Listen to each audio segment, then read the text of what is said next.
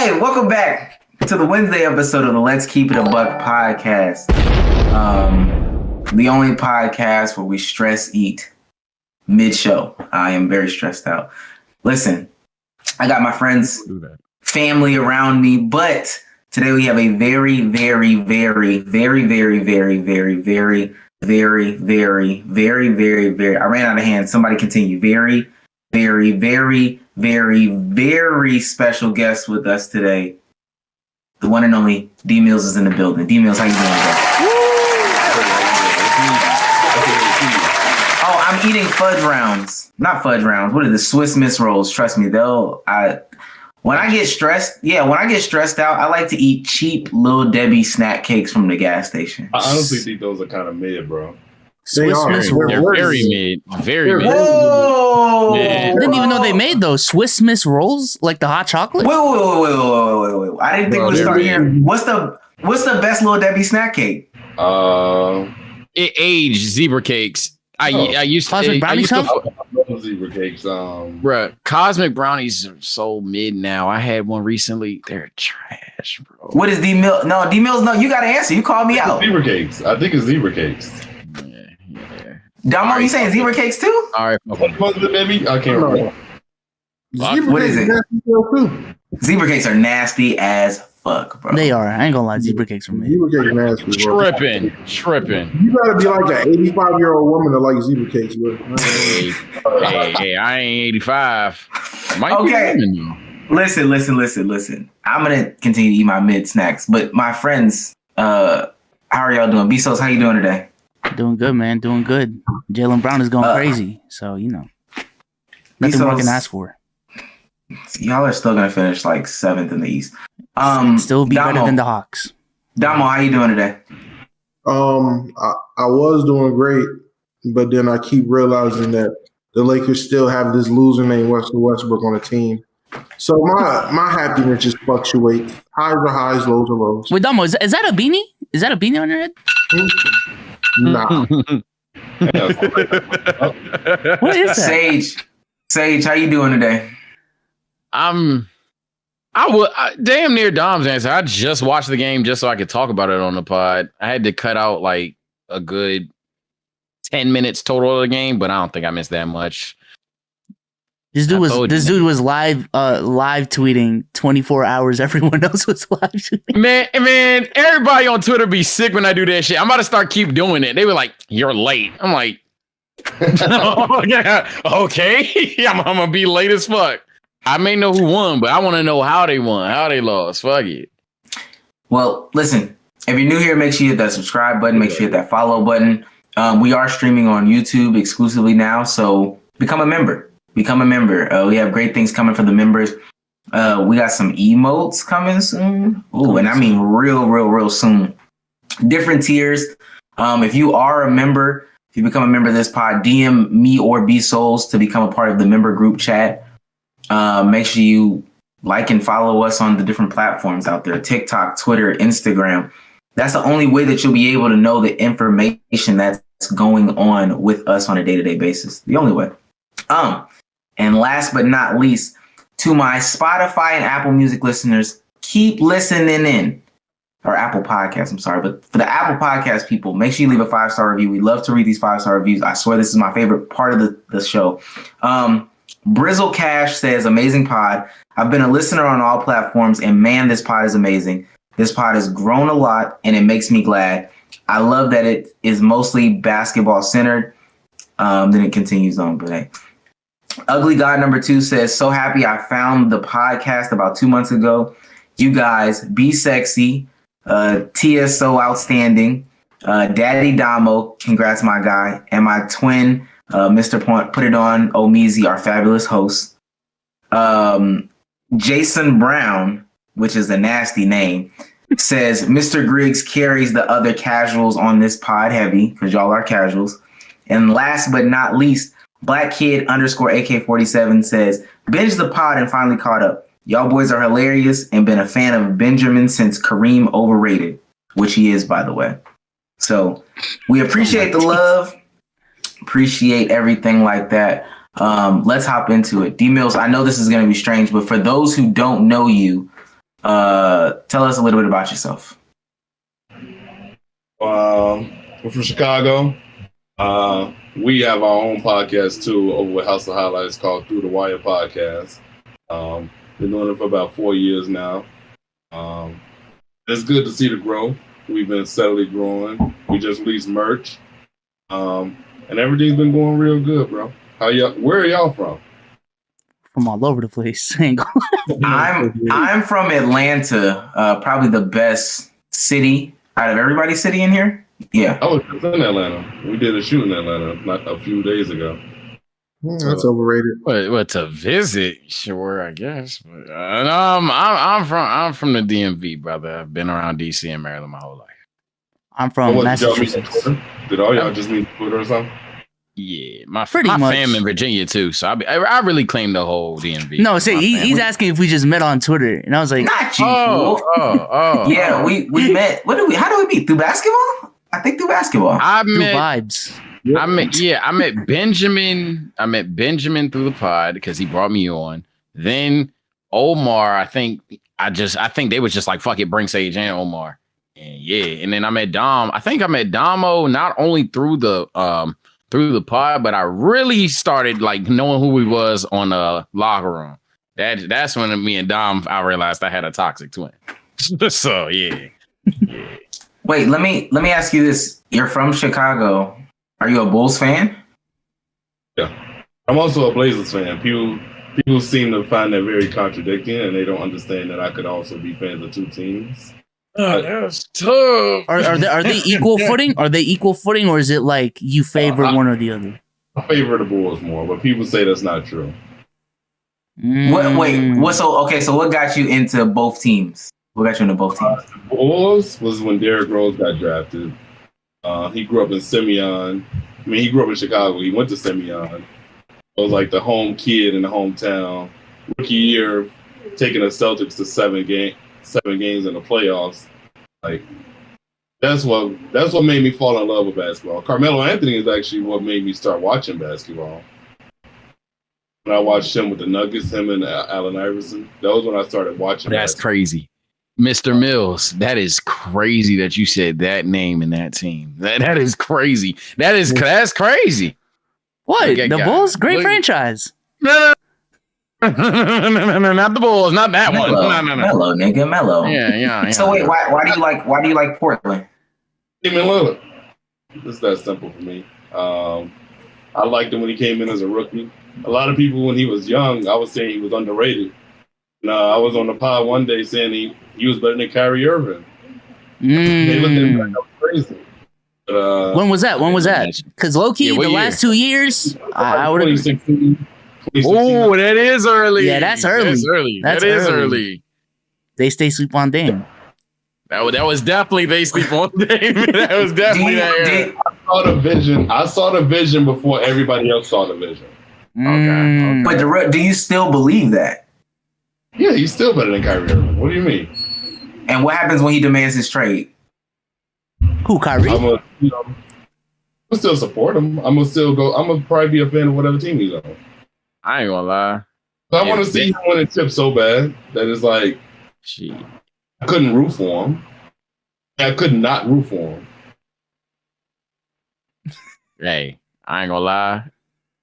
If Dame got swapped for Kyrie, Nets info, no cap. I ain't gonna lie, Nets info. That's OD.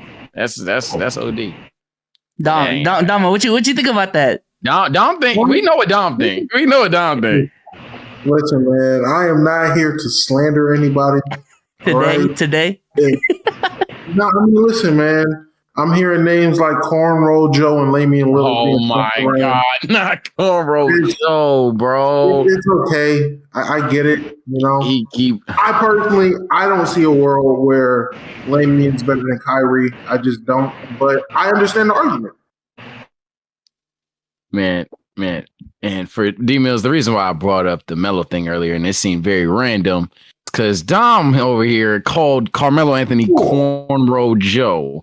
And if you don't know why he called him Cornrow Joe, it's because he had the take, and he's trolling, but he won't admit he's trolling.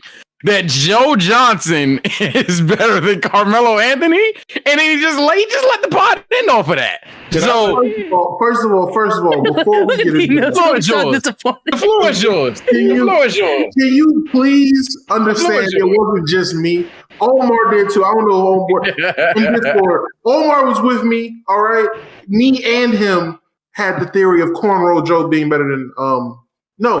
DeMello is just Cornrow Joe Johnson. You can call him Cornrow Johnson, Cornrow Joe for short. I think it's a pretty fair debate. You know what's funny? I saw y'all have a space about this, right? Saw it. I told myself, refuse to participate or listen to this conversation just based off the title of the space. Right, that title was crazy. I called that space strictly because of the title, and I was like, this just sounds stupid as hell. And I'm not even about to indulge in this conversation. You're 100% right. Wait. I just want to say, all I said was, if given the opportunities, they'd be the same exact player. Listen. Oh my God. That's not what I wanted to ask. Wordu had some topics lined up for us to ask. Shout out to Wordu. Topics, man. He wanted to know about how you, Kenny, Mike, and Pierre, like how are y'all's relationship? Tell us about how you guys got together. We told you, how we got together over basketball. How'd you guys get together? Same thing. Actually, no, me and Mike met through skateboarding. We used to skateboard where we used to live at. We started skateboarding before we even got into basketball. Me and Kenny, we met at basketball tryouts freshman year. We both made the team.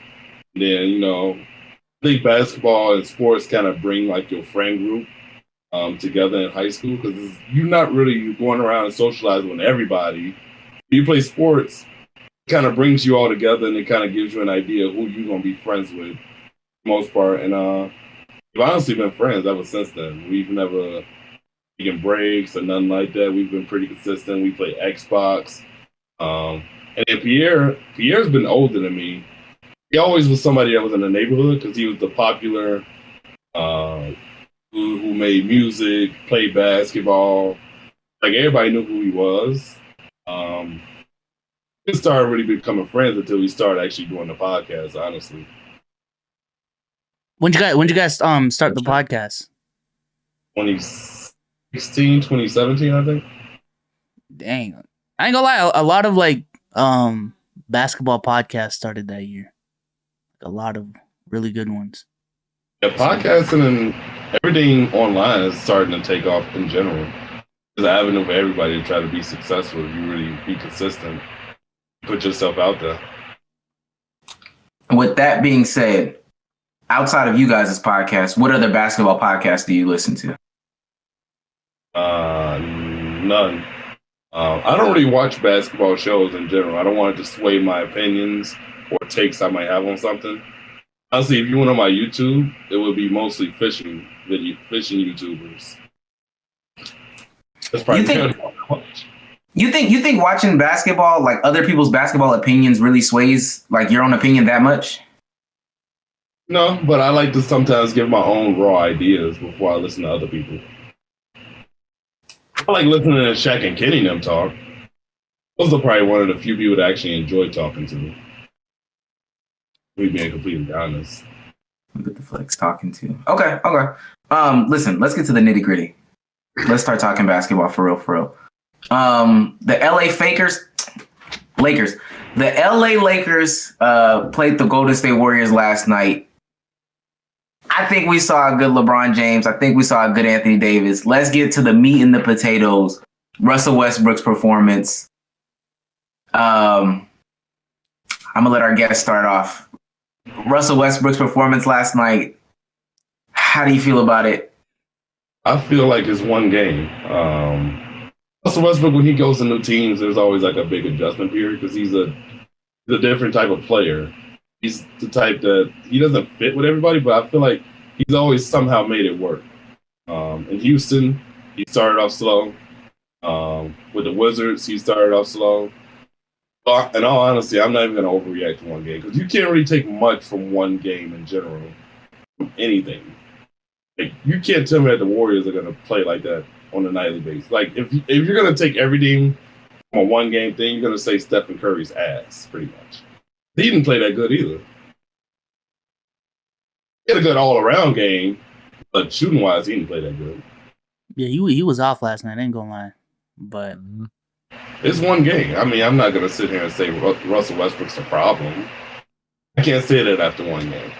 Well, let me ask you this: when they signed Russell Westbrook, did you have any concerns with the fit at all?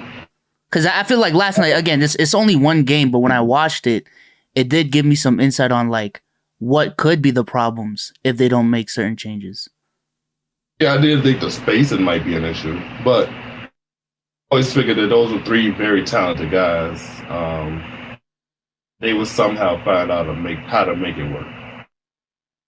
And Anthony Davis is a big that's not like clogging the paint. So when they do go small, Anthony Davis sometimes at the 3-point line. Like, I feel like there's still spacing available. They signed a bunch of shooters. LeBron's a much improved shooter.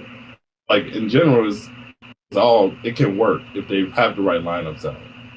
I think it's bad when they have those centers out there with them. Anthony Davis doesn't want to play center. So when you have DeAndre Jordan out there, you're spacing his ass. That's all I'm really taking from him. My only thing is, I don't think, and I'm definitely gonna let Sage and Damo go because I know they got a lot to say about this, but I don't understand why when Russ gets on a team, because he's not good enough of a player for this, why when Russ gets on a team, it's about the rest of the team adjusting to him as opposed to him adjusting to the team. I don't understand. I think he's going to adjust to playing with LeBron and Anthony Davis. Like on the bench? No, just in general. Starting. He's going to start. They did not just pay a dude, pay for a dude that's going to make over $40 million to bring him off the bench.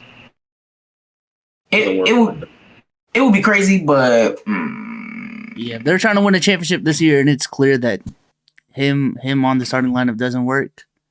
Hey, they might have to do what they have to do if it gets to that point. But who knows? It is only one game. Yeah, it's only one game. You can't really say that that's the all in all solution to the problem right now. All right, my Lakers fans seem so anxious to get into this conversation. Damo, Sage, y'all want to rock, paper, scissors to see who slanders Russ first, or how'd y'all want to? Dom, go ahead. Okay, Damo, go ahead. Because if I have anything to say after Dom, go ahead. Russ is a fucking loser. That's what I got to say about this. All right, it only takes one game when it comes to Russ to know that he's a detriment to the team. He's a detriment to himself. I said this on Spaces earlier. I don't know of any other player in NBA history where the only downside of the player is themselves. Like, literally, guys like Kyrie, him not playing is the issue. Joel's health, Zion's weight. Westbrook being Westbrook is always the issue. It never seems to be like at the end of the season when you need him most, Westbrook being Westbrook will win you any kind of games. No, it's going to be what it was last night. A game where LeBron played, fine. AD played, fine. Our bench played relatively fine. But Westbrook, negative 28, 26 was it? 26. Stunk up the court so bad, we still lost to a Warriors team with 2015 EuroLeague MVP Balenciaga out there playing like he had something to lift, like playing like he had a purpose. I don't understand that. When Stephen Curry's playing bad, Westbrook plays worse. I don't get it. I don't understand his mindset. I don't understand how this man's brain functions. I don't want to wait. I don't want to wait it through, see it out, anything. I've seen what I had to see. I'm good. I don't want it. The nigga doesn't learn. You're not giving him a chance at all? I don't give him a chance to do what? What is he going to do now that he couldn't do with James Harden, that he couldn't do with PG and Melo the first time, that he couldn't do with Kevin Durant? What is he going to do that he couldn't do with Bradley Beal? What is he going to do now? He can't shoot. He still can't shoot. I would much rather have Ben Simmons right now. I'd rather have a nigga that's out there playing deep, playmaking, refusing to miss the shot than have Westbrook at this point. Westbrook shooting is like turning the ball over. A Westbrook shot is equivalent to a turnover at this point. I don't like it. I was literally sitting in my chair, clenching every time he touched the ball. I shouldn't watch basketball like that. You shouldn't have to clench every time a man touches the basketball. That's not fair. Why are we paying you $40 million for my partner to be fucker? That's not fair. I don't like it. Nigga, so much. Sage? Man, look. Damo, my boy, I don't know who paid you to read my mind, damn near say everything and echo it. But look, I'm gonna just say it like this. I just saw the game, chat. I just saw this fucking game, bro. When LeBron got a motherfucking sniper, 80 don't care about contact. Dwight still fouling motherfuckers, which I want him to do. Can't buy a fucking shot, but he was playing defense. Everybody, Melo airballed a shot, but for the most part, everything was chill. As Dom said, yes, the bench only had like 20 points entering the late fourth or some shit. But for the most part, I was like, okay, Laker shit, fine, whatever. Dog, the one part of the whole game from time to every time was, all right, Russ, just don't turn the ball over. And the fact I have to, that is a problem that Russ fans like refuse to accept, is that their player is a player who every time he touches the ball, we have to pray nothing bad happens. That doesn't happen with Dame, Kyrie, Curry. Hell, let's go lower. Drew Holiday's, fucking campaigns even. We don't, every time a nigga touches the ball, we don't like, bro, please don't turn it over, bro. Please don't shoot some shit you don't need to shoot. It's annoying, bro. Now, I'll say this. While his pack is 100% in there, I'm not pussing out of that. Russ gonna Russ. I say it everywhere, every day, every time we talk about Russ, at least. Russ is gonna Russ. So there's going to be moments where Russ is a Super Saiyan God, Super Saiyan, out here getting you 30, 10, and 15 on insane splits. But that shit, bro, that's not going to be typical. And when that happens, we'll take it. But the reality of the situation and the annoying part is I need to see Russ realize he got to dial it back a bit. Because we can't go into serious competition like Golden State, who I'm trying to tell you guys are live, especially when Clay comes back. We can't go against serious competition and have a player who we don't even know what the fuck's going to happen when he gets the ball. We just don't. He's capable of giving you a triple-double, and one of those stats are turnovers. Dead ass. He doubled his shot attempts of his points. That doesn't even happen in 2021. They weren't playing good defense on him. He just missed everything. Let me ask DMills real quick. When the trade was first announced, how did you feel about the trade then? I just felt like spacing would be an issue. You just asked me this. Bso just asked you? All right. Yeah. My follow up truly is gonna be though, like now, would you have? Because I heard today. This is just me though. I'm late. I heard that LeBron James was the one who vetoed the whole Buddy Hield thing. Is there any regrets off of one game based off of that? This is what sources say. Yeah, I can't stamp that. I heard LeBron James said that LeBron did that. Yeah, huh? I don't know. My sources are shams. Is there any regret? I know this is the first game, but is there any regret based off of the first game? Just seeing the way that they were able to sag off of Russ?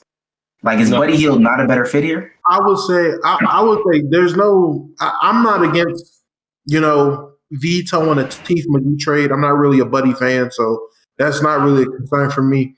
But I will say something I do regret: not going for Thickham.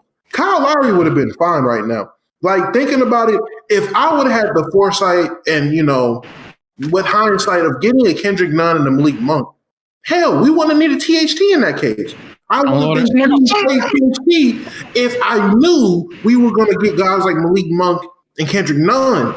Like, I felt we needed some type of youth and, some type of energy, and we went out and got that. So Kyle Lowry would have been absolutely perfect. So I'm mad we didn't do that trade, but for Buddy, I don't care about Buddy, man. Buddy ain't gonna do that. I said that months. Go ahead.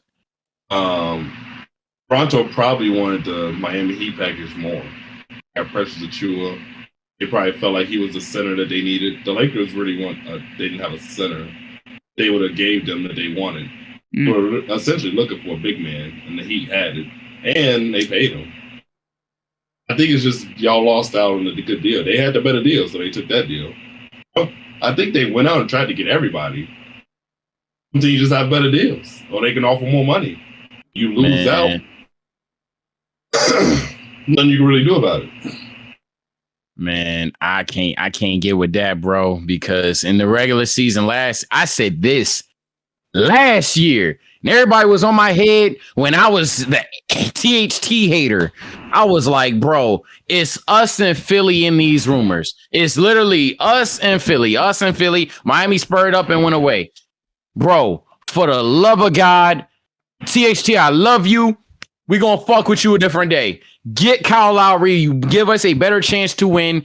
Hell, we get a better chance of re-signing him. Everybody saw it was a one-year rental. Just sign him back, bro. But oh my God, he would be a better. I'm not stamming he's better than Russ, but we all agree. Yeah, you can argue it, dead ass. But he is literally just the beautiful fit with our team. The defense, the experience, the mistake-free basketball, the shooting. I mean, you name it. He literally is plug and play. I don't think anyone is arguing that, though. I think the argument is you guys didn't have what Toronto wanted.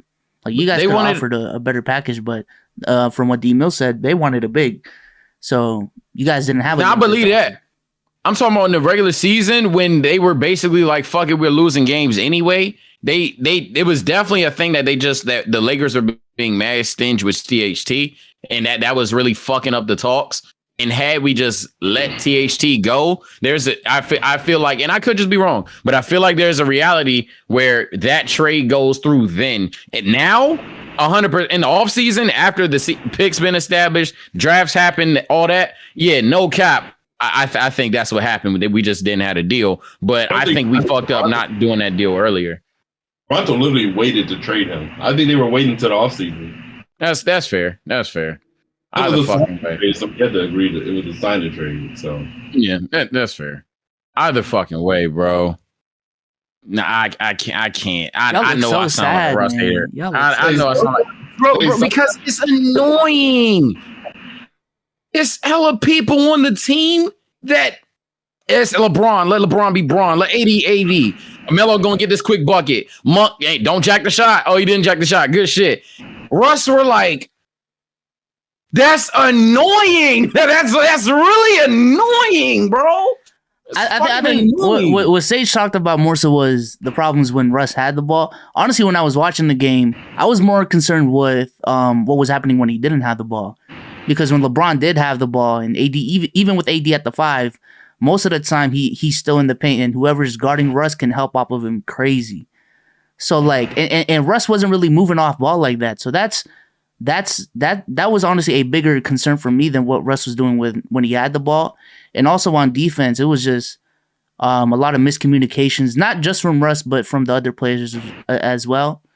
And just like lazy plays throughout. I mean, hopefully, I think coaching's a big factor. I ain't gonna lie.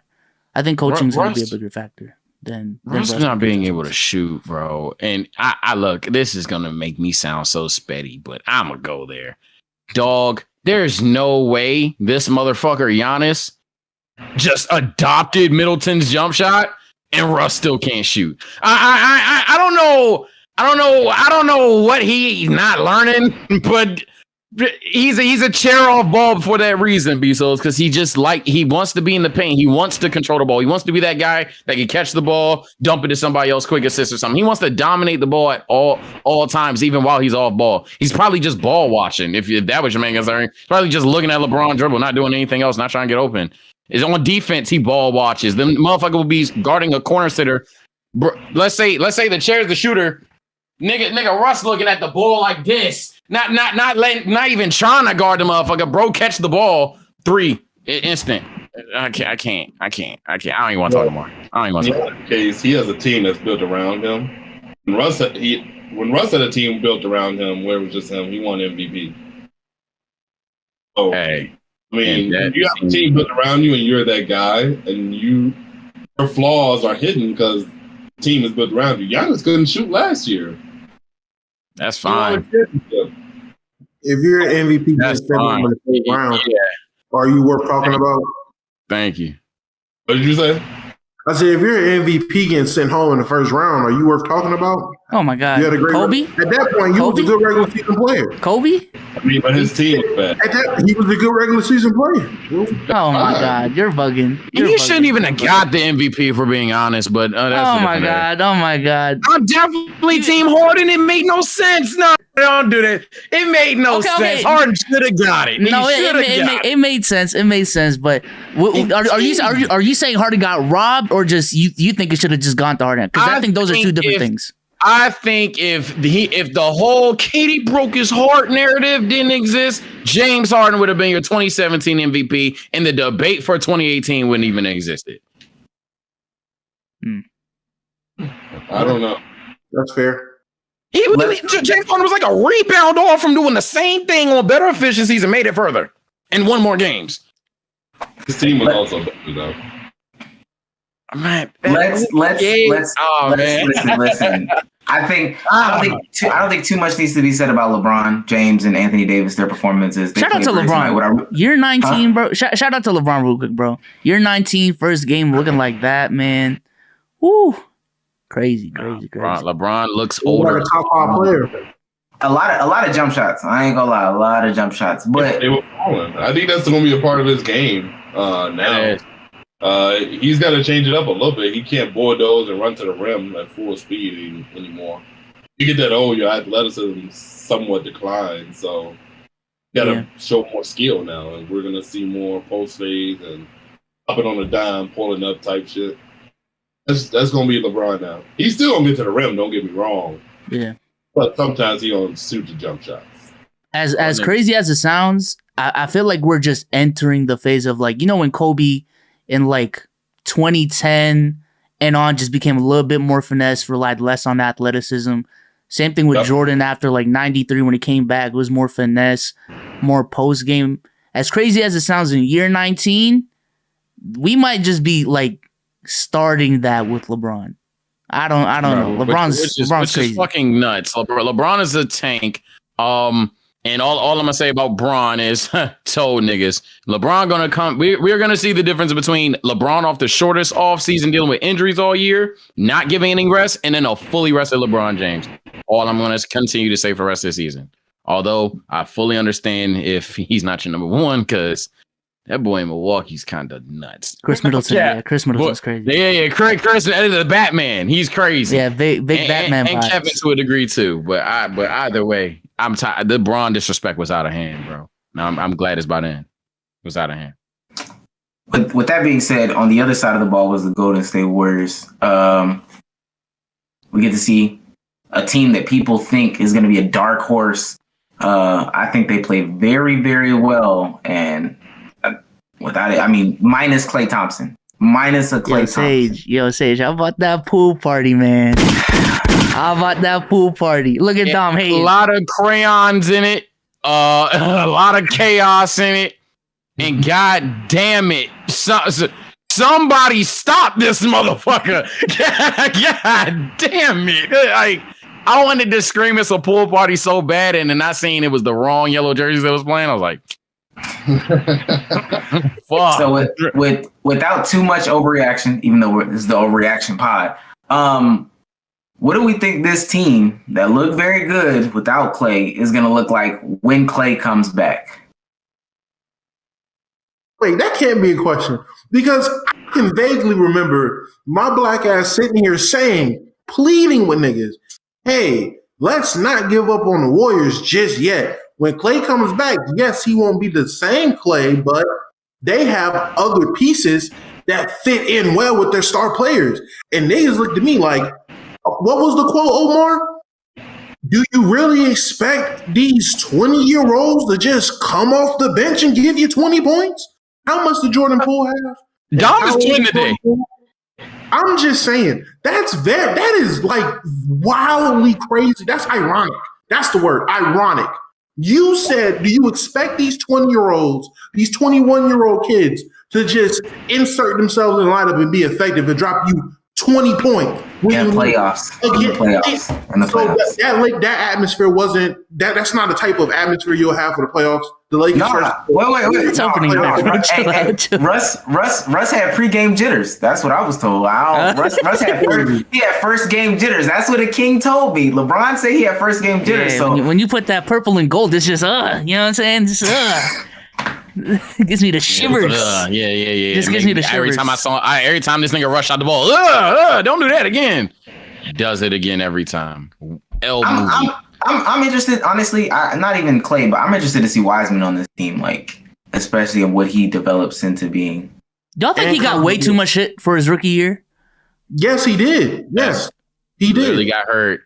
DMills, what do you think about James Wiseman's rookie year? Do you think he got too much shit, or was he just not that guy that we thought he was? He wasn't healthy.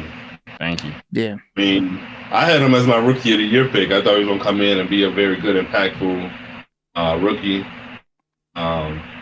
It's just he couldn't stay healthy. And when he's healthy, he's a very good basketball player. He's just a different big than what the Warriors are used to. He's arguably the best big they've had. It's only his second year. Thank you. Since David, for real. Since David Lee, that's probably their best. That's probably their best forward since David. Outside of, I mean, he's better than Bogut already. Yeah, more skilled than Bogut. At that point, he's more skilled than Bogut. Bro, this is the best center Steph Curry's ever played with, hands down. Center. So we're not okay. But if you're calling him a center, I was saying center. Yeah. Okay, if you're calling him a center, Yeah. I'd still go Bogut. I ain't gonna lie. Bogut. It's just, I'll say this: being the best big or center Steph Curry's ever played with, to me, just isn't saying much. But the whole premise of the argument is, I do agree. Like he was injured his rookie year, so I don't. I'm just saying for a guy to come nasty rim protector. Damn, I might have to renege. Bogut was kind of nasty. For a guy to just come straight out of high school, basically, and give you essentially 12 and 6, showing you he had 3-point touch if he took more shots, showing he had the ability to stretch, run the floor, be kind of like an athletic defending type of player with touch, showing you that in the 39 games he played. I don't know how people are really giving him shit. I don't get it. If Wiseman can turn the Warriors, who are used to guys like Looney, McGee, Bogut, who's the other Azili, those kind of rim running, shot blocking, muscleman bigs. If they can transition from that to Wiseman being a legitimate other offensive threat in their system, that's gonna be scary. That's a trade piece. You said what? I think he's a trade piece for a disgruntled star at this point. I wouldn't say that. Well, let me ask before DMills, what is your, I guess I should say, projections for the Warriors this season with the healthy Clay, with healthy Wiseman? 5 through 8. I could see them being as high as 5, low as 8.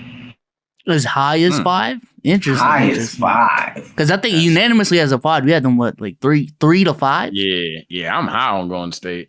Yeah, 3 to 5. I have them at 4 to 5 range, yeah. Hey, there's a lot of teams out west that you can see them being in that 3 to 5 range, or either you can see them being 8th. Say about the Nuggets, say about the Blazers, say about the Warriors, say about the Clippers. All those teams can honestly range between that range, and I wouldn't be surprised to see either of them be the 8th seed. Big facts on the Blazers, right, guys? Right. So then, why do you see him being a trade? Why do you see him being a trade piece, though? They have so many young pieces and draft picks. So if a star becomes disgruntled, you can add him into that pot of that piece of the pie. I mean, why not? If they can get Bradley Beal for James Wiseman, they're going to do it in a heartbeat. I don't know. I think the pieces that they got, and I was on that spectrum, 100%. I was, but I've definitely fully transitioned to, bro. The young pieces they got, they fit them so perfectly, top to bottom. We ain't even talked about Kuminga yet. Like their whole all the young players they got, they just fit. What if the Wizards just walked up to the Warriors and said Jordan Poole, James Wiseman, 2 picks for Bradley Beal and Cap Lillard? I'm good, bro. You're good on that? I ain't gonna lie, I'm good. I ain't gonna lie, I'm good. Why am I doubling down? Why am I doubling down on Bradley Beal when he's not going to create nothing essentially that I need or new for the team? Yes, he's a 30 point per game scorer, but there's no. That's not the issue. You got Curry, and Clay's coming back. Jordan Poole's giving you 20 a night. There's no. I think Bradley Beal. Bradley Beal can give them another shot creator. Like Clay can give you 18 to 20 a night, but he's not someone you can give the ball. It's gonna probably be a year before Clay is back to being like good. He's gonna be stuck in the adjustment period for Klay Thompson. You don't come back from 2 leg injuries and just walk in and start dropping 30 in a quarter again. Yeah. But if you look at the Warriors, their system doesn't really need a Bradley Beal type of a guy. Exactly. Like when you look at Bradley Beal, there's no aspect of his game where you're like, that translates perfectly to what the Warriors absolutely need and don't have right now. Bradley Beal moves well without the basketball. So you believe they don't have any guys on their team that move well without the basketball? But they're not Bradley Beal type talent. But you don't need to gut your team for that Bradley Beal type talent you have with I don't think you're gutting your team by giving up Wiseman and Poole. I'm about to say, because you would still have Andrew Wiggins, you would still have Jordan Kuminga as a future piece. I honestly think Wiggins will have to be in this trade for the money to work anyway. Yeah, especially if I gotta slide Wiggins. If I have to give all 3, fuck no. Because at that point, Wiggins is not all that to where you're gonna say. I don't think Wiggins is all that either. And I understand the elite talent of Bradley Beal, but it's at some point the Warriors are one of the deeper teams in the West. Like we can see that they are. Is what they want, so they can go out and get a star if they want to be trading. It gotta be someone. It gotta be someone better than Beal to me. Myers is playing chess while everybody else is playing. While y'all are playing checkers right now. I ain't playing checkers. Do they need a star? Do they That's need what I'm saying. I don't think they need that. I'm telling you right now, bro. Steph Curry is what, 32, 33? Draymond is in his 30s. And I'm gonna be honest, the Lakers are not what the fucking they're not. They're beatable. They're beatable. I'll just say that they're beatable. So if you can position yourselves in a way. Yeah. Anybody beatable with Westbrook on the team? That's what I'm saying. So if you can take advantage of the next 2 to 3 year window instead of thinking long term, because bro, when you got Curry, you're gonna want to win championships, compete for championships every single year. Draft picks and young assets. But you can do that now. Championship teams. Yeah. By that logic, we could just discuss how you could beat every team in the league. And on top of that, I can't get with it because Bradley Beal, like Dom said, is going to change the whole dynamic of the offense. Yes, he can play off ball, but there's no way that Bradley Beal plays off ball. The team cuts like 3 of their most important rotational pieces and future draft capital, and that team gets favored to win the title. Or they just get an offensive explosion. I don't think the offensive increase that would be there is going to be crazy enough to where I trade all those assets, all the chance of retaining what we have going on, because Curry's game is going to age well. If Clay's healthy, his game is going to age well. I don't think 32, Draymond being a bit older because Kuminga's right there. I don't think they have to slide all their chips to the table right now, let alone would Beal help them win more right now than they would already be doing. I don't think he moves the needle. Neither does it. Develop young players and compete for a championship at the same time. I agree. LeBron come to teams, they move those pieces to get other vets and guys that's going to help them win now. You can't tell me that Kuminga is going to develop into the player you want him to be while also trying to compete in a 7-game series at a high level. It's not going to happen. James Wiseman with the Warriors would not be what he could be if he's on a team where he is the focal starting center and he knows how many minutes he's going to get. With the Warriors, he's literally not going to play the last 4 minutes of the game some nights. Draymond, they always go small. Draymond's going to be at the 5. He's not going to be able to play. So he's not even going to get those post-game moments that other starting centers are going to get with the Warriors. But he can earn that. And another thing, I see the Warriors being in more of a mid to late 2000s that early 2010s San Antonio Spurs-esque type of team where they can develop and win. If you look at Kawhi was developed in a winning system. Like, he got better as a player playing behind aging stars, Hall of Famer, all-time great players, best players at their positions in their prime. He got in behind those guys, and as those guys fell off, he got better, and slid right in and carried the weight. Like, we've seen it happen before if it's done right, and if anything, we know the Warriors can do things right. They have great player development. We've seen that. They have they're a great player organization. We hear stuff about that. And like you said, they're playing chess instead of playing checkers.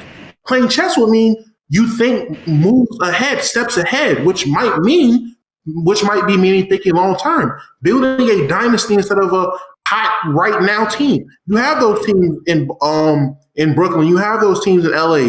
Guys that are going to be together 1-2 years max, and then they're split up. Play the long game. Contend. You don't know what injuries can happen that you can slide in and win right then. And then contend to play deeper and be a dynasty type of a team. So I have to disagree. I have to disagree with the notion that the players can't develop, because the Warriors themselves developed while they had other talent. Guys like Stephen Curry developed while Monte Ellis was on the team. They packed up Monte. Klay Thompson was developing on the bench. Draymond was developing on the bench. That team, the Warriors were competing. The Warriors were in the playoffs, I want to understand correctly, around 2011, 2012. They've been here for a while. They just haven't been the Warriors until 2015, but they've been competing for a long time. Wait, DMills, what you said? Competing for a championship and competing for a playoff spot. There's levels to this. I still that doesn't affect the development. Players on the teams that are like the Lakers, Bucks. There's no young players on those teams where they're like, we're cutting out pieces of this game to help you develop. They're trying to win now. They're not looking to try to develop young players. I'm about to say, let's talk about the Heat. If would you advise the Heat to pull the trigger on James Harden last year, or are you thinking long term? Oh yeah, that 100%. That's different though. But they fumbled the bag. I don't know what the hell they did with Tyler Hero to it. I agree. 100%. But another example would be the fucking Celtics. Like when they got Kyrie and Gordon Hayward, they tried to do this thing of trying to compete now and build for the future with Jason Tatum, Jaylen Brown, Marcus Martin, Terry Rozier. Bro, we all know fucking Anthony Davis is on the table. I'm taking those 3 to 4 years where Anthony Davis is on the team than the next 5 to 7 years with that young core that they have. I ain't gonna lie, even now. Come out and say that he doesn't want to play for Boston. Yeah, I thought something like that happened too. Oh no. But the premise is play for Boston.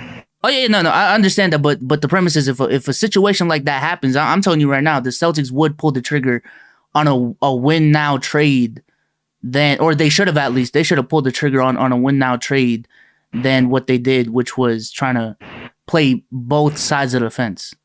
That's it. Danny Ainge was on some dumb shit, especially when he didn't pull the trigger on the Miles Turner deal.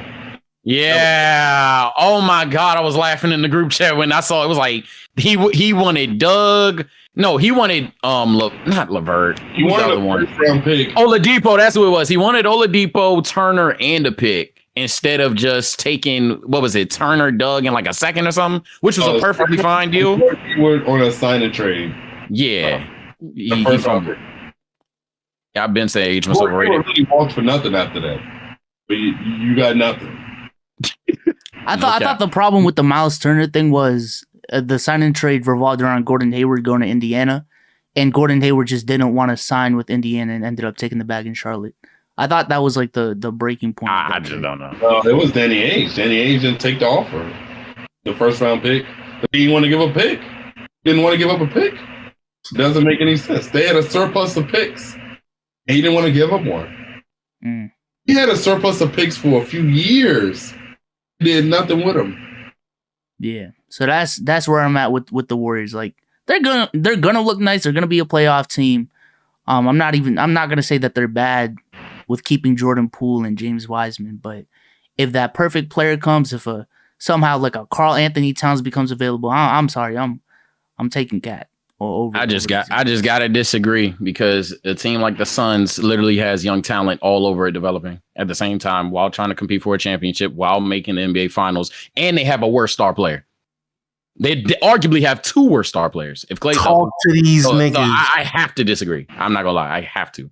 Now it's agree to disagree, cool, but the argument that it can't exist. That's false. The Suns just did these niggas. They just did it. Well, speaking of another finals team, the Bucks and the Nets played.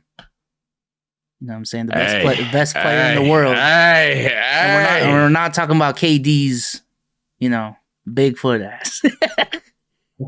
So how'd y'all feel about that game, man?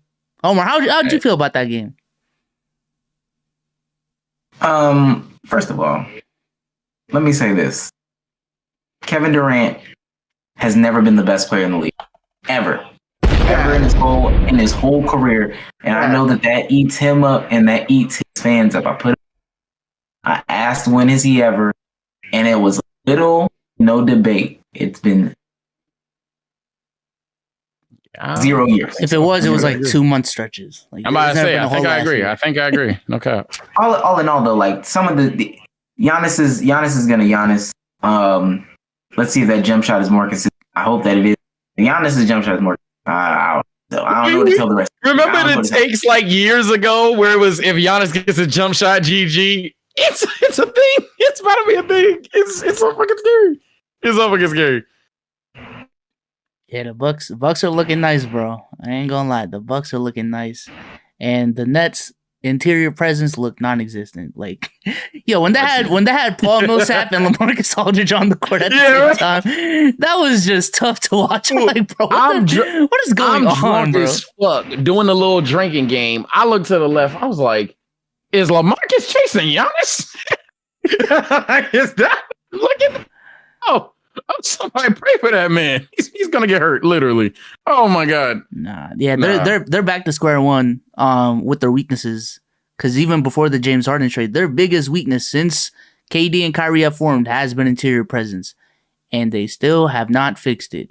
And you have the Bucks, who have Giannis and Brook Lopez as their front court, who by the end of this year might both be able to stretch the floor and dominate the paint.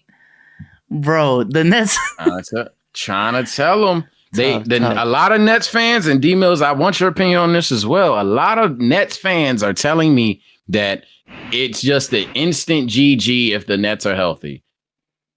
I don't like that notion that just because a team is healthy, they automatically win.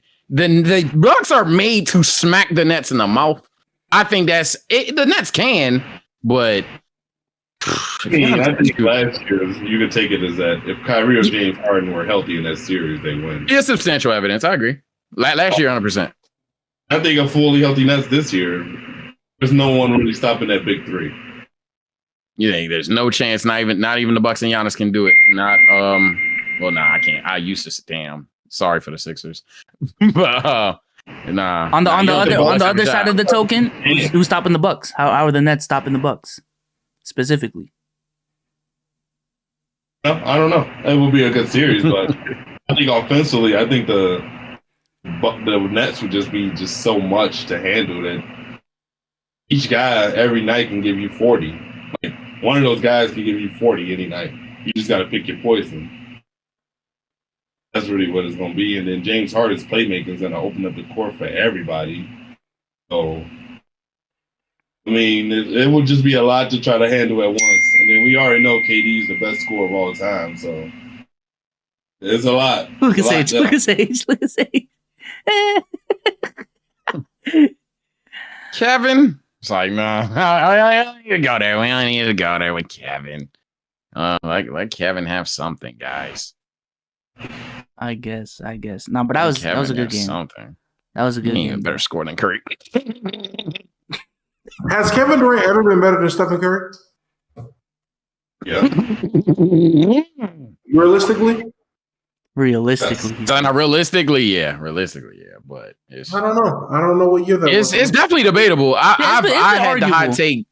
I had the hot take then that yes, statistically he wasn't getting better, but I was off 2016. I looked at 2016 Curry and 2017 Curry, and I was like, oh, 2017 Curry is built different. He just isn't going to put up. The best player, and he was with Stephen Curry. Yeah. That's why I said it. That's why I said I ain't gonna lie. Katie was a bad boy in Golden State. As toxic as it was people hate him for a reason. People hate him for a reason. It was crazy. If Curry would have pulled a Klay Thompson, we would have had a way different experience.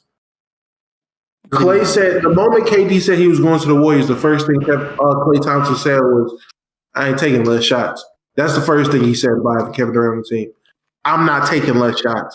If Stephen Curry had that mindset and they really made KD conform to their system, Curry would have easily been better than Kevin Durant. Did he? But he knew why Kevin was there. He knew how fragile Kevin's ego was and knew, you know what?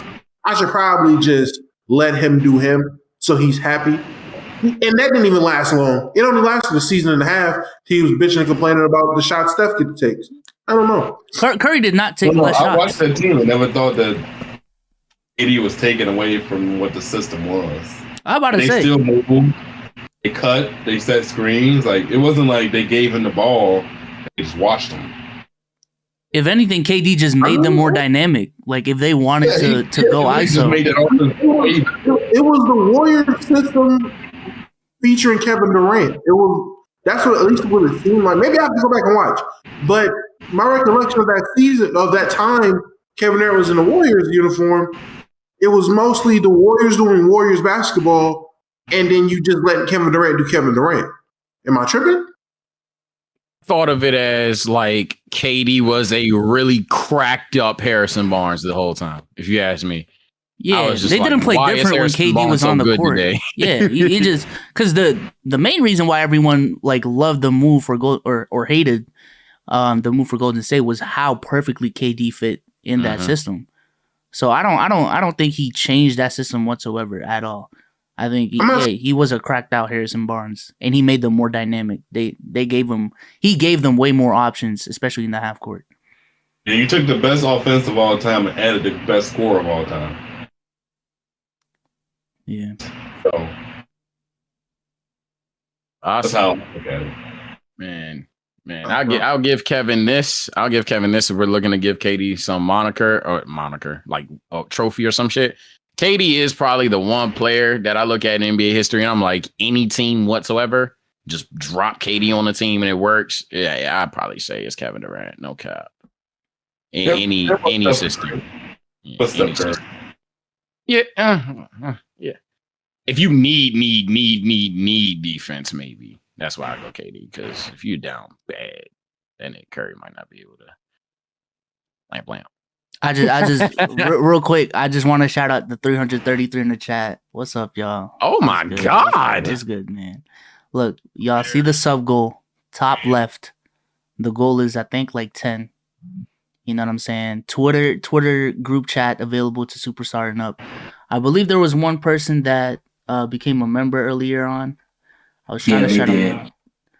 I'm gonna try to see if I can pull him up. Shout out to Jason Bastillo for becoming a Superstar member. If you want to be part of that group chat, go ahead and DM me on Twitter. And shout out to RLB Broly for the super chat as well. Okay. But bro, niggas, that's pretty much it. One more. I guess that's transition. Top 75 list. Real quick. DMills. Are you trying to dip Rooney now? All right. Yeah, I'm about to dip. All right, man. DMills. Thank you for spending some time with us. I know you couldn't go the full length of the pod, which is perfectly fine. There's a lot of games to watch tonight. Thank you for spending some time with us for real. No problem, bro. I really enjoyed it. Y'all very entertaining. Love talking to y'all. We'll probably do it again later on in the season. For sure. You're welcome anytime, man. Just hit any of us up. And Jordan's faces, man. I see you lurking, man. I see you lurking. Hey, you saw it. You saw it. Hey, I wasn't joining it out. Yeah, join these cornrow Joe's faces, bro. No, DMills, don't join that one. Join, man. Don't join the cornrow Joes. Holy hell. Don't join the cornrow Joes. Sage, you're just, oh man, you're just too bougie for us. It's okay, bro. It's okay. All right, y'all. Y'all have a good day. All right, you too, All right, man. brother. Take care. Peace out. She. Top of the morning. Whoa. Shout out to Big J, the Ghost God, for an MVP membership. That's a $25 one, man. A $25 tier gets you in the MVP's corner. Omar, chill out, bro. Gets you in the MVP's corner. Let me add you to the MVP's corner, man. Yo, Omar, what's the next Wordu topic? Something about 75, right? Oh, top 75. So, all right, let me just transition to the next topic. The top 75 list has been starting to roll out this week. From my understanding, and chat, you guys can correct me on this. I believe the case is anyone that made it in the original top 50 stays for the most part, and then they can just make additions to it. So like I saw today, Paul Arizin is still a top 75 player of all time. You said that like you shouldn't like be. I don't care. You said that like he was. I want the smoke. Paul Harrison, Garrison, get him out. I don't get him out. Paul Harrison Barnes, bro. He is still Dave Bing. Oh my! Get him out. His name is Dave. You are always on Dave Bing's head, bro. It's crazy. Bro, Dave Google and 4. Okay, Dave Yahoo. Get Dave the fuck up on out of here, bro. The real question is like, who's gonna be left off that probably is gonna be controversial. There's conversation about Tracy McGrady, Paul Pierce, Dikembe Mutombo, Ben Wallace. Who's gonna get left off this list? Chris Webber. Right. Shout out Cardiac. Chris Webber, Dominique Wilkins again, Gary Payton. Who gonna get left off? Who do y'all think is gonna get? Personally, leaving Chris Webber off. Chris Webber. Yeah. Is that a hot take? Is that a hot take? I don't think so. I'm about to say it because I don't know if that's too much of a hot take. I'm not gonna lie. Sage, who do you think can? I think they about to hold the shit out of Tony. Either Tony or do I want to just stamp Tony? I think I might stamp Tony. It sounds like you just want to stamp Tony.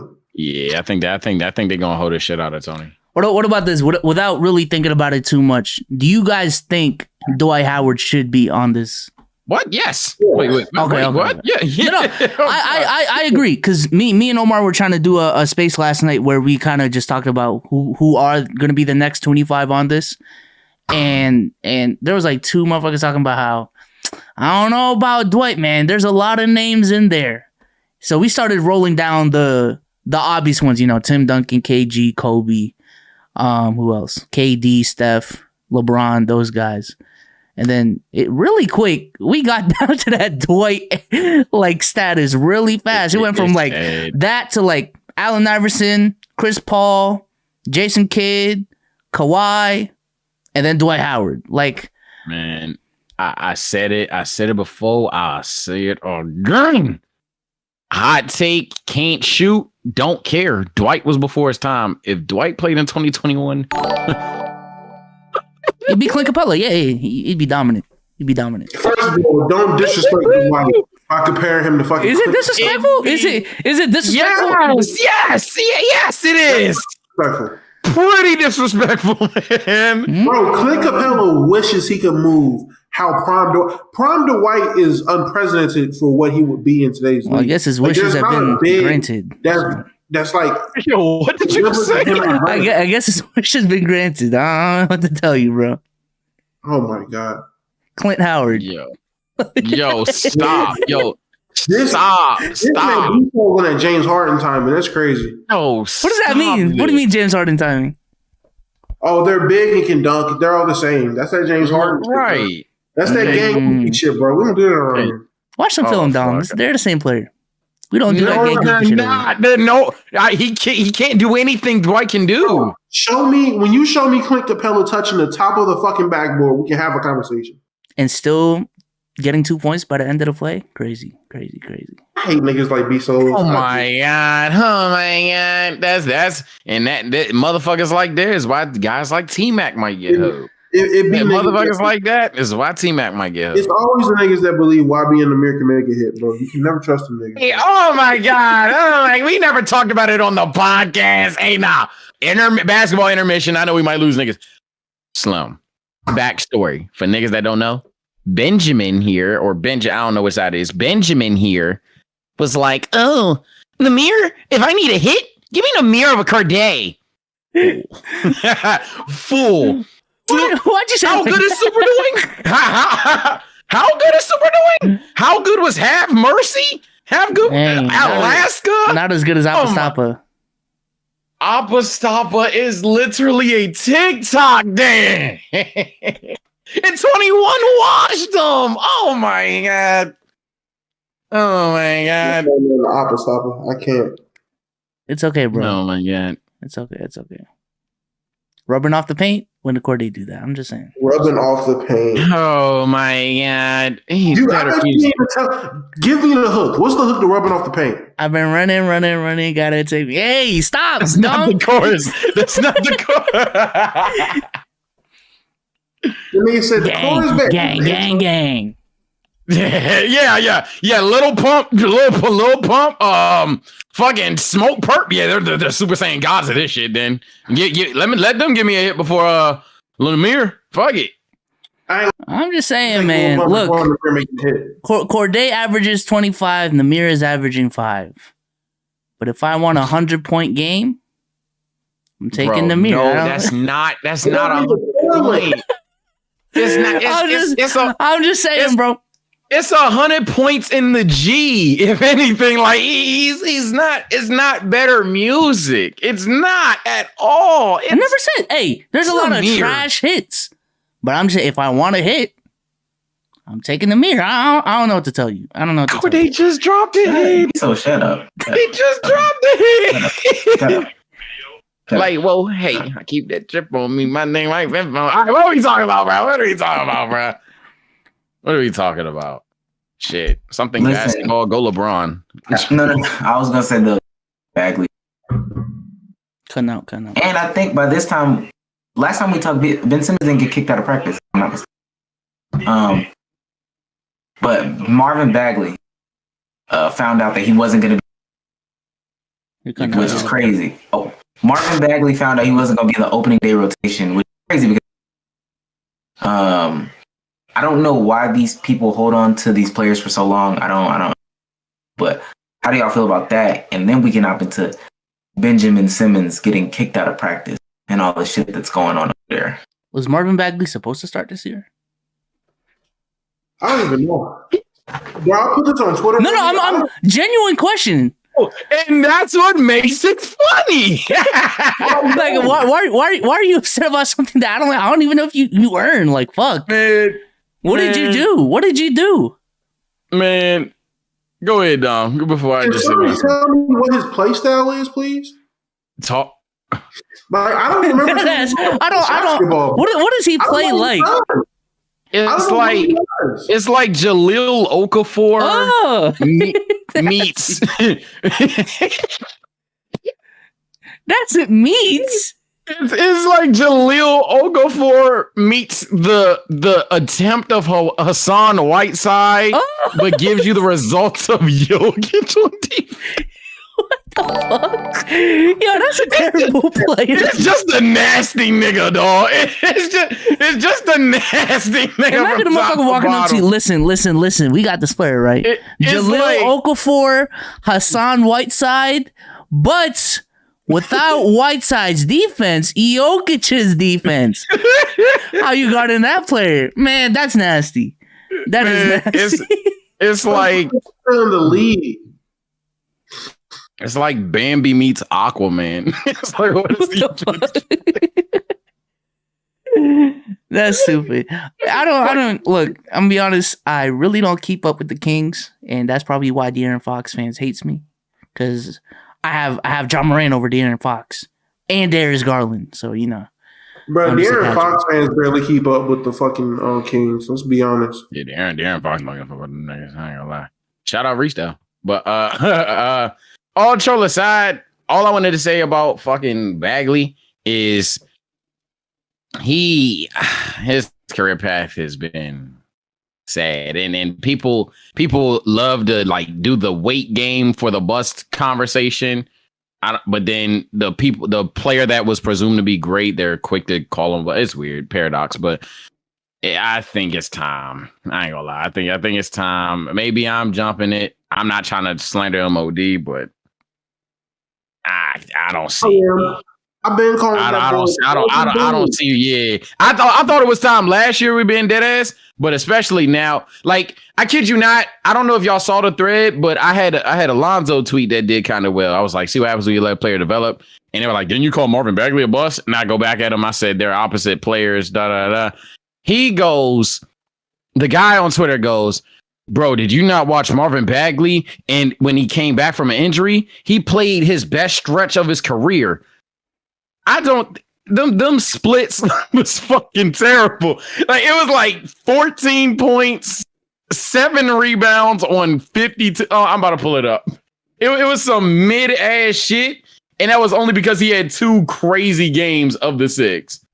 Hold on. Pardon the slight interruption. I really thought Marvin Bagley was that guy, bro. But yeah, the 6-game stretch is already OD. Yeah, he had a 6-game stretch where he averaged 15.8 points, 7.2 rebounds on 51-25 splits. They said that was his best stretch of his career. And I kid you not, it was an 11-point game, a 13-point game, a 4-point game, and another 13-point game. And three of those 4 games I just mentioned were bad efficiencies. He had 2 amazing games, one where he had 23 and one where he had 31. The only reason why this even matters is because of pick position and like who he was throughout like his early career, like ball is life fast nigga. That's really what I want to say. That's the only reason, because we seen him in high school. I don't know if y'all remember the KD ones. Like, he's supposed to be the next KD or whatever the case. Yeah, that's the only reason why this matters at all. Other than that, we would not be talking about an average dude dropping out of the starting out of the rotation for an ass team. But why would we care about that? Why would we care about that shit? That's just a fact, actually. Yeah. There was literally a stretch where anyone that was 6'8" and above that can do like my Lord. a hezzy pull up once a game, face up was just and wasn't a paint beast, was just the next KD. Look at that nigga in high school though. I ain't gonna lie. Bro, look at Ball in high school. Let me take it a step further, B-Souls. They do that now. Yeah, they do that now. Let me take it a step further. 230 pounds. Less Kevin Durant. More LeBron James. It was never like fucking, I don't know, a nigga like Zion. It's always the GOAT. like the GOAT scorer or the GOAT. And these are quotes. I'm not stamping either. I don't believe either. But like, damn, dude, chill. Side note: Jason Tatum needs not Jason Tatum. Jaylen Brown needs help. Jason Tatum. Tatum's stinking it up. This is what you get for wearing the front door, my nigga. All right. What the front door? Benjamin, from one Benjamin to another Benjamin. Yo, Ben Simmons kicked out of practice.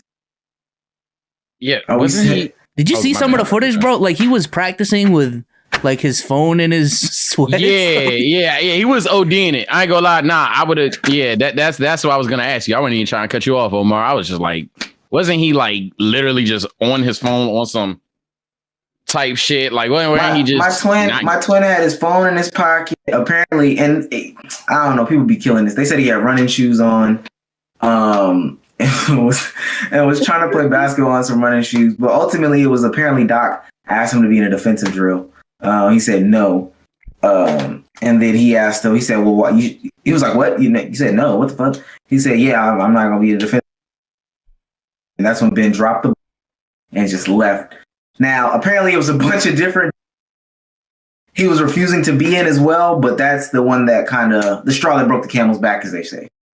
Now he's suspended for a game, right? He's suspended for a game. Oh, suspended. He hasn't been paid in a minute. I saw that's that, but hasn't been paid in a minute. Suspended for a game. Listen, I fuck with Ben Simmons. Hey, your employer is ass, bro. I don't care what the job is. I don't care about how many dollars you're paying. Your employer is ass. They're not ass. They've done everything for him. What? No. An employer is always ass. If you have an employer, it's ass. Capitalism is terrible, bro. I don't know what to tell you. I don't think he's doing this to fight capitalism, Omar. I'm sorry. I ain't say that. I'm He's sorry. not a fucking war. I'm just telling you. Fuck capitalism and be suck my dick. Like, no, Listen. Ben Simmons is in practice just like I matter.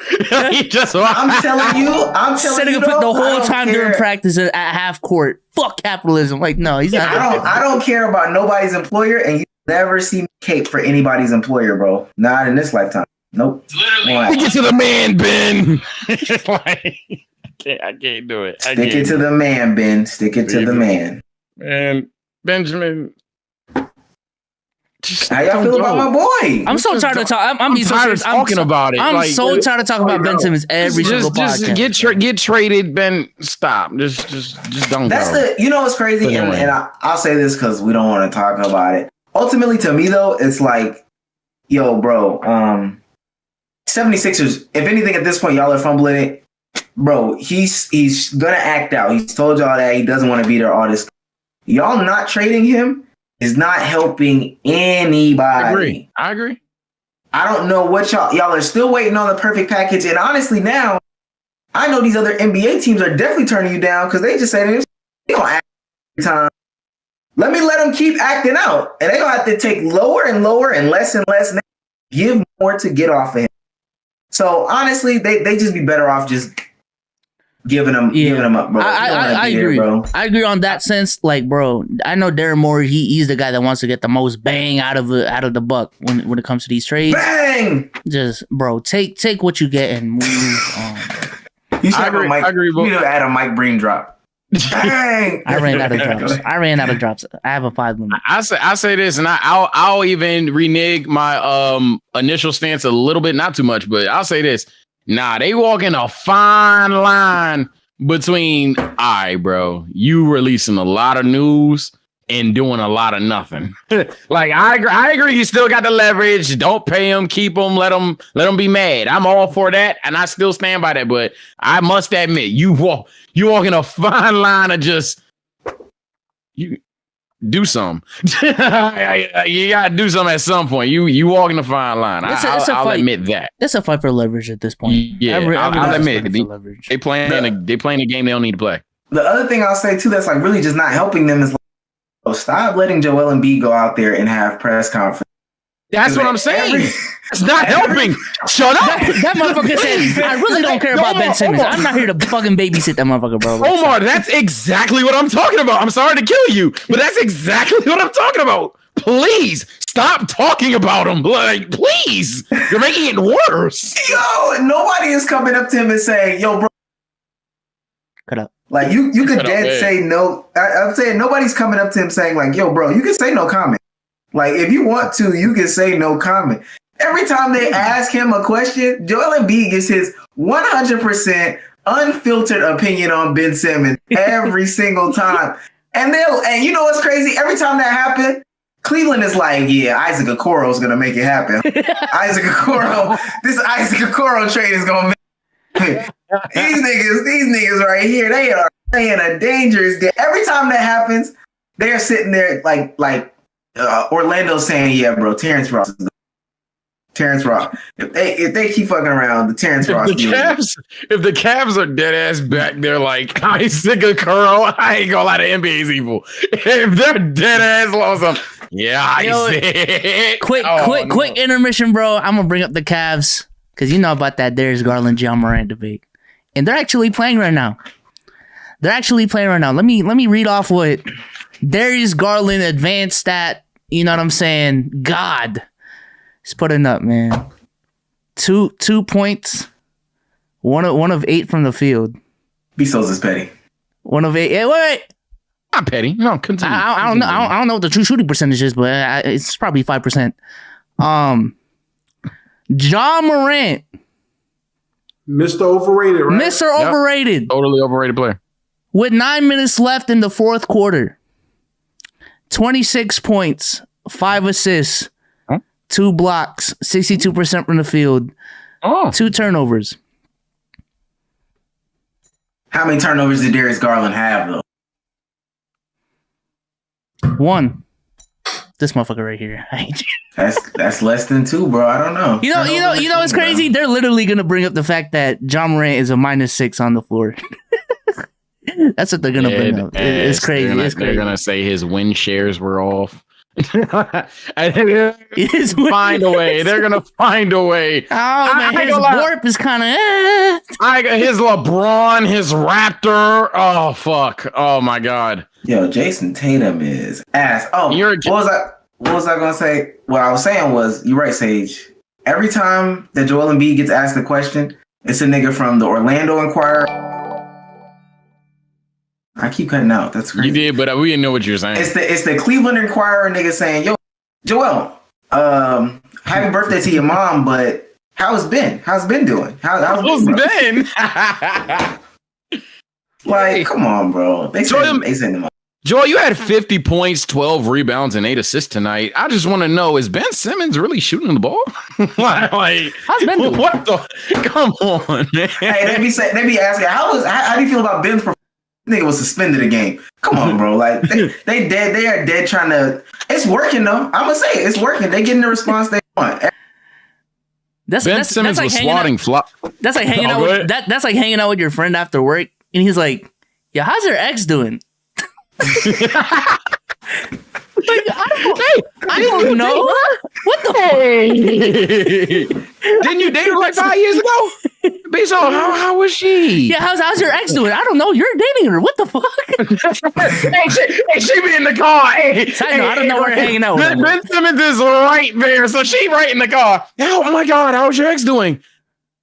Right here. Ask her. Fuck. Nah, man. It's oh man. Oh, I fuck with it. I don't. I fuck with it. Yeah, I fuck with that. That's funny actually. Let's go through some of these scores, man, since we're here now. Chicago Bulls, Detroit Pistons.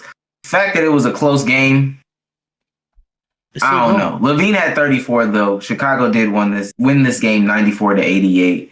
I know we didn't get to watch it, but hopefully somebody in chat can tell us, what the new look Bulls are looking like. Is it not still going? In the background this whole time. Oh, it's how does Baby Zoe look? How does he look? Zoe was looking good. He had some good moments. Had some questionable turnovers, but new system, new man, new year. It's bound to happen. I mean, at least he's not a complete negative on the fucking court like other losers. But yeah, so I'm very confident in them. Zach LaVine was looking like a number one player. That nigga was hitting some crazy shots. And they got some role players. It was some nigga on the team with dreads. I don't know how to pronounce his nigga name. My nigga was fire. I'm pretty sure he's Haitian. He might be Haitian or Nigerian. One or the other. He was too good. It wasn't in a negative way, 2021, Chad. He don't know what the fuck he don't know. I just didn't expect it. That shit was crazy as fuck. Indiana plays Charlotte. Charlotte won by an point. Malelo Ball drops 31. I'm reading this straight off the NBA website. Sabonis is looking real Sabonis-y. MVP Sabonis. Junior Jokic Sabonis. Remember, I called it. Sabonis he had 33 and I ain't gonna lie. Jesus Christ. 33 and 15. And he hit 4 threes. My niggas. Ooh, man. And Brogdon had 28. Chris Duarte had 27. No defense played in this game at all. I ain't going. Gordon Hayward had 27 too. Yeah, Chris Duarte might drop me off too. So I'm be like, who the fuck is that nigga? Just keep him score. No fucking defense. But Melo, I mean, he filled up the stat sheet: 7 assists, 9 boards, 2 steals, 2, and only 2 turnovers for somebody so young. Bless you. I'm liking what I'm seeing from the small ball. Pause. Current games going on now. B-Souls, y'all see, looking down at his screen. He's sweating because the Celtics are down to the Knicks, bro. I got the Spurs score. I'm about to turn that John on. Wait. Celtics are down to the Knicks. It's a minute 30 left. Kemba Walker is facing his old team, giving him the business, giving him the D. He's 3 for 8. Kemba Walker's ass, bro. He's 3 for 8 right now. Kemba Walker's ass. He might be ass. Yeah, he might be ass. Hey, Obi Toppin looking kind of nice, man. But I will say, Julius Randle back on his bullshit, his regular season bullshit. And Obi Toppin off the bench is looking. Where's Emmanuel? A lot of Knicks fans fucking hate me, bro. I just, I don't know why. I don't believe in it. I don't know what it is. I don't know. Jason, I was hoping Kemba Walker would be a little bit better, but Evan Fournier is just more scoring than what they had, and hopefully RJ Barrett did play good today. If he has a lesser role, he'll be great. We'll see though. I'm interested in watching too. Were we too soon on Jason Tatum? Is he ass? Yeah. It's like nah. Jaylen Brown is gonna be different this year. That's my hot take. That's my hot take. I think the gap between, and this is the hot take, I guess. By the end of the season, the gap between Jason Tatum and Jaylen Brown is going to be small. Is it going to be Russ, KD? No. Closer? Like we're talking like obviously not. They're not going to be top 5 in the league, but like the gap between like KD and Steph type shit, whatever. Gap. And both of them niggas will suck ass. The Celtics will always suck. Listen, Washington, Toronto just wrapped up. I'm gonna tell you this. Toronto lost. Washington won. Everybody shot horrible for Washington. I'm looking at KCP. KCP shot 29% from the field. Bradley Beal shot 39% from the field. Spencer Dinwiddie shot 40%. Kyle Kuzma shot 31% from the field, nigga. Montrez came crazy off the bench, but everybody else was ass. Now he did have 15 rebounds. I'll give him that. I don't know how he got MIP Coos, ladies and gentlemen. MIP Coos. 15 boards is nothing to sneeze at, man. Yeah, you gonna be putting up West Untold numbers apparently. Fuck. Boy, he put up a good 11, 15, was a plus 22. Better. Now, man, you know what's crazy? Side, y'all doing it for the bit. I'm dead ass gonna get that in my DMs because anything Kuzma does, I get. I'm dead ass gonna get. Bruh, I know you didn't shoot bad, Sage, but you had 15. Now, on the other side of that, though, the Toronto Raptors are. They might be worse than we thought. That's an abysmal. Thought they sucked. They don't got Pascal, but that's a horrible team. Oh, OG was off. Horrible team, bro. Damn, OG had a terrible night. 17%. Yeah, that's hey, Fred. No, bye, Fred. Oh my God, Robert ain't this bad. Whoa, they were horrible. Look at that Minnesota. They shot 30% as a team. That's horrible. Oh, I'm about to throw up like fuck. Only one person shot above 50%, and that was Delano Banton. Whoever the fuck that is. He shot 3 or 4. Who the hell is that? What the? Ew. B-Soul's already talked about this game. Cleveland and Memphis. Of course, Memphis is winning. And that game is going to wrap up soon. Sexland backcourt, fucking terrible. I don't know what to tell you there. They're not living up to no hype. Jaren Jackson Jr. as well on the other side of the ball. Jesus Christ. 3 for 11. I mean, they're going to get the win. So I guess that's okay. But this is DeAnthony Melton and John Morant shit. Like, that's it. I think Memphis is gonna be worse this year. I don't know if Memphis is worse this year. That could just be me saying that. Yeah, I don't know. That's me. I don't think they got. I don't think they got like crazy better, but I don't think they're about the same as last year in my opinion. Going on to Minnesota and Houston, 111-78 right now in the fourth quarter. God damn. Houston's just young, bro. That's all I can say. So is Minnesota. They're a little bit older. Houston just looks like they're just young. And we're just looking at the paper chat, looking at the paper. So I can't tell you. Anthony Edwards, 47% from the field, getting up a lot of shots, getting up more shots than Karl Anthony Towns. Cat doesn't need that many shots anyways. Turn on the television. I see that. If Cat can score 30, and this is against the Rockets. If Cat and Anthony Edwards can score 30 a night, and D'Lo's bitch ass putting up 20, first of all, your team defense ass. Second of all, it might be a problem. And if Ant takes a huge step, we haven't talked about that enough about the T-Wolves. If Anthony Edwards, like I already liked how we looked last season. It was just one of those situations where you're making the right move. The shot's just not falling all the time. If the consistency gets there, woo! I ain't gonna lie, he's gonna be a bad boy. He will be one day, but if it's in year 2, that's crazy. Why is it on TV and the first thing I see is the Celtics sell? Listening to Cat talk, Cat was saying like last year he was just too athletic for his own good. And learning to control that now is like going on to Philly and the Pelicans. Of course, missing 2 notable people. No Ben Simmons, no Zion Williams. Embiid is looking kind of pedestrian. I ain't gonna lie. 22 points. Tobias Harris is contributing with 20 though. Tyrese Maxey is coming on nice with his 15, and Korkmaz off the bench with his 18. But Joel Embiid is looking a little pedestrian. And then on the other side of the ball, Brandon Ingram is dropping 25, and Nickeil Alexander-Walker is dropping. Philly is going to have a weak backcourt defensively if Ben Simmons isn't back.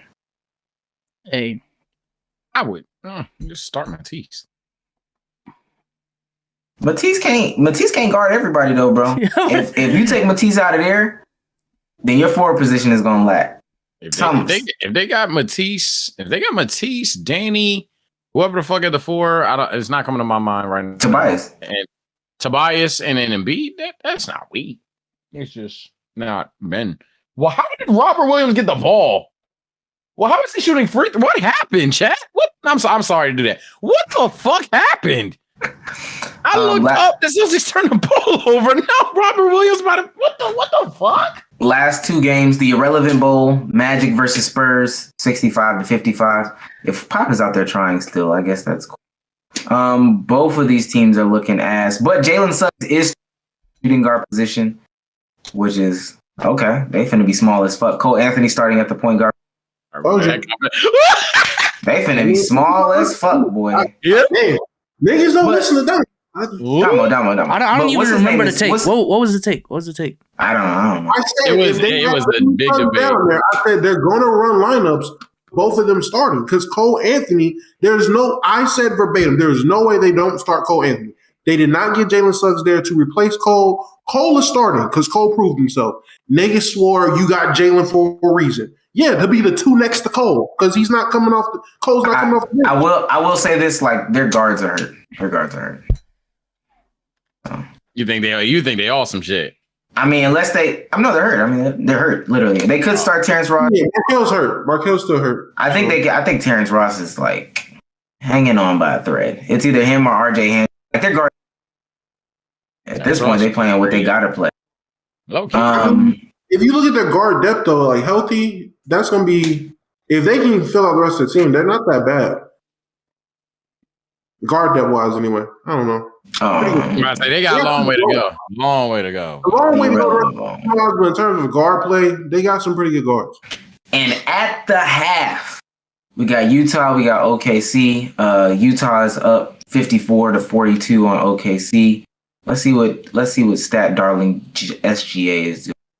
Pedestrian ass as fuck, bro. 10 points, 36%. What's that playmaking from looking the like? field? 2 assists. What you say? What's that? What's that playmaking looking like, Omar? 2 assists, bro, and 1 turnover. Oh, damn. I don't know what to tell y'all. The rest of this team. He got 10 points too. What is he, just a bust? I'm about to say, it's just he playing this card. He suck. 1 for 5 from the 3. I guess they figured out this. God, the rest of that team is just terrible, though. This is another team that's just. But on the other side, D. Mitch is playing ass as well. I ain't gonna lie. 1 for 8, bro. Damn, not Donovan. Actually, all of them are playing ass right now. Like literally, Royce O'Neal hasn't hit. Mike Conley shooting 30s. It's first day rest. It's first day rest. Baguette Biombo's looking pretty solid. Yeah, Rudy 13 and 13, but French dip. Boy, both of those teams are ass. Going into the half, he might finish again with like a 20-20 game. Facts. But who is the center? The center for OKC is Derek Favors, so he should finish with 20 and 20, bro. He should finish. He should. Yes. Nah, look, man, my boy D Mitch gonna get right. I want D Mitch to be playoff D Mitch, but like not all the time in the regular season, but like a bit better. Because I feel like D Mitch would win a lot more arguments, have a higher stance in the league if he was on that type of timing all the time versus just the playoff elevation. It's like people just nix it as just playoff elevation to move on with their day. But Donovan be crazy in the playoffs. If he did some shit like that for a whole season, niggas be on my man. Niggas be on my man Schmeat. No cap. Are we ready to go to the Q&A now? I think we are, big Papito. Everything else on this list is kind of fillery. I think we are. Let's start this Q&A so we can do some watching and partying. Cardiac, if you can spam, or whoever's in the chat, if you can spam the link in the chat, go ahead. While you guys do that, I'm gonna read off some of the super chats. It's your boy PJ, super chatted 3 times in the last 20 minutes. Damn, PJ. Yeah. Shout out. He said Ben Simmons was on his burner account. LMAO. I think this was something when we were talking about it. They said there is Waka feeling dangerous. Devil emojis. Yeah. Oh I saw that one. And then he said, they miss Big Booty Lowry. It's weird reading these super chats after the fact. Not evergreen content. I'm say that right now. Not evergreen content. We're gonna have to read them. Big chat or something like that. Yo, how is this game still on? Just because it's the Celtics, foul. Bro. I'm telling you right now, bro. The Celtics do this every time. Like they get down big, make this crazy comeback, and by the end of it, it's like the refs hold the Celtics. Like, bro, no, you should have just stop going down 20. Trust. Yeah, you should have just. I had Celtic fans in the group chat. I know it all, brother. I've heard the casual Celtic, the stat based Celtic. With that take exact, I've heard it all, and they all agree on that one, bro. Y'all some fuck ups for real. Okay. We relate though. We will stay up 8 and down 12 the whole game. At the same time, it makes no fucking sense. Like we'll go up 8 and then be down 12, then go back up 8, then go back down 12. Fucking seesaw ass team. Shout out to Gary Clark for the All-Star member. The link to the Discord will be in the chat, so go ahead and just join. Join one of the VCs. Sage looks watching the fuck out of this game. Speechless. I'm low-key jealous. Marcus! I'm so sorry. Did he win? Game winner? Marcus! Hey, Marcus! Chat! Hey, Marcus! Smart plays? Smart plays? We going to OT! That was crazy. Right, hurry the fuck up. I'm trying to watch this game. That was crazy. That was a shot. Oh, fuck. Dang, is that ass going to OT? That's crazy. That was a shot. He held that motherfucker. It's going on OT, ladies and gentlemen. I forgot Sage got cable. Cable's like a head-to-head. Fuck. I'm sitting here looking at Julius shoot fucking free throws. Hey, Marcus, I like those out of you, my boy. I like those out of you, Marcus. Okay, Tatum comes, falls up the court, big lip shooter, Marcus Smart. Ew. Can't even see it right now. Anticlimactic. It wasn't crazy, but it was a shot for Marcus Smart. Good shit. Hey, we need to hire Toasted. Toasted. What'd he say? What'd you say? We need to hire Toasted. Toasted just became available. Oh shit. Oh. Look at you. Oh. No.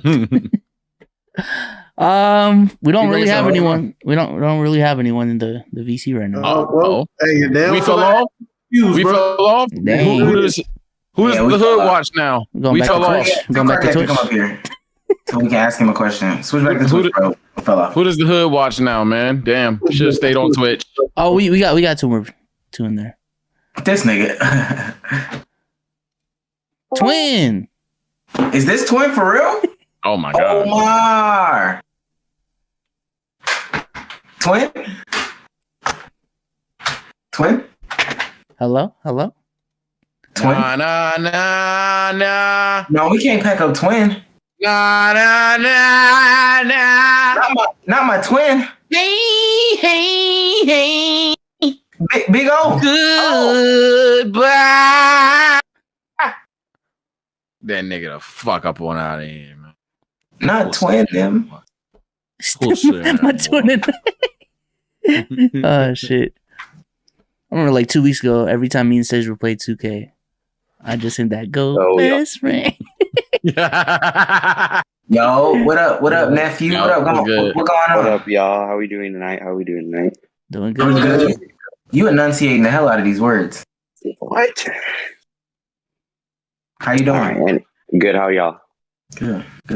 All right. So, I have one for Omar and then one for all y'all. Omar, I have 2 words for you. Okay. All right. One is eraser and next is jet. Jet? Yeah, like an airplane jet. I was gonna say something crazy, but you can't say that. Okay. So eraser and jet. Eraser. You use an eraser when you make a mistake. So you usually take it, you put it on a piece of paper. And your mistake will be gone. Gone in 60 seconds, some would say. You know, have you ever seen that film or whatever, Gone in 60 seconds? What else takes 60 seconds to get around, like a clock, right? Mm-hmm. A clock. And 60 seconds equals a minute. And if you are a man, which we all here are men, minute men refer to the soldiers of the American Revolution, right? Mm-hmm. And those soldiers became eventually, and those branches divided into other branches. So you had the Navy, the Marines, the Army, and the Air Force. The Air Force, right? And what do the Air Force do? They take off in jets. So that's how you get a racer to jet. We still got it, y'all. We still got it. We did not connect dots there. It was dot, and then it was motherfucker space bar. You know what I was gonna say? It was gonna be hell. I was gonna say erasers erase mistakes. And the mistake was getting up in a jet because the jet blew up. And I was going listen. I was gonna relate that to the Mamba, and it was gonna be hella wild. We was gonna get canceled. What's the Yeah. Oh, crazy. That's crazy. It's time. That's crazy, bro. No. What's the question for everybody though? For all right, so everyone knows that Kyle Lowry is probably the thickest player in the NBA. So who's the second thickest in the NBA? Second thickest player in the NBA. Hey, y'all come answer this question. I don't want to be here by myself. Second thickest player in the NBA. Oh, Zion. Easy, Zion. It's just me and you, Ben. We got to carry the pod now. We carrying a pod. Ben, have you seen that? Have you seen that new picture of Zion? It's not a new picture, but the one where they were saying like 300 pounds. It was a like, report. Yeah, it was just a report. Yeah, I saw the report. It was 300 pounds. But I seen him in the Mountain Dew commercial with Zach Levine. That no. Honestly, he's taking over Kyle Lowry. He's the thick, bro. Someone in the comment section last pod said Zion's Damo with a 40-inch vert. It's crazy. Very accurate. Very accurate. I'm just stop, bro. I'm just saying. Stop, bro. Did anybody else want to answer who the thickest or second thickest player in the league? Say, in my opinion, at this point, I mean, so we can't say Zion, right? You can say, I mean, whoever. Zion. Yeah, whoever. I feel like Zion's too easy. So me personally, I would say you could go with, I mean, Marcus is pretty. Marcus always been thick his whole career. So Marcus Smart. Oh, Marcus Smart, that's a good pick. Never looked I at will also say a good pick would be probably what was that Noir dude on the Bucks? That Noir, the new guy on the Bucks. Oh yeah, the dude who went off. Like, the light dude. Yeah, he makes the list. Yo, that's crazy. That's crazy. He makes the list. Nah, the way you just said that's crazy. He got a list. Yeah, Grant Williams. That was insane. Grant Williams is low-key thick, bro. I'm just saying. Man, James Harden got a caboose, no cap. So that was my pick. My pick is James. James Harden. Should work on his post game, no cap. Big game, James. King James. Oh. Did you just say he's working on his post game? I said I wish he did. Why? He'd be effective in the post. Huh. You know why. Come on, man. I'm scared that I know why. Real Hooper shit, man. We don't do that stat shit over here. Oh man. All right, man. Appreciate your question. I'm gonna bring Yeah, thank y'all. You have a good night. You too, man. Get out. All right. Skinny Bob. Oh shit, wrong chat. Yo. What the fuck? Why, nigga? Fuck you. Let's try that one more time. Yo. Okay. Yeah, get your bitch ass out of here. All right, last person. Banana bucket. All Get right. out of here, bro. All right. I ain't gonna lie, fuck these niggas. I ain't gonna lie, fuck these niggas. Listen, I'm gonna read another super chat. Med said this Celtics and Knicks game going so stupid. It is. That's why we're about to end it like now because I want to watch it. Yeah, fuck y'all. So fuck the Celtics, bro. Anyway, bye guys. We love you. Bye guys. Follow us on different platforms, Spaces, and members. all that. Members. I hate all of you.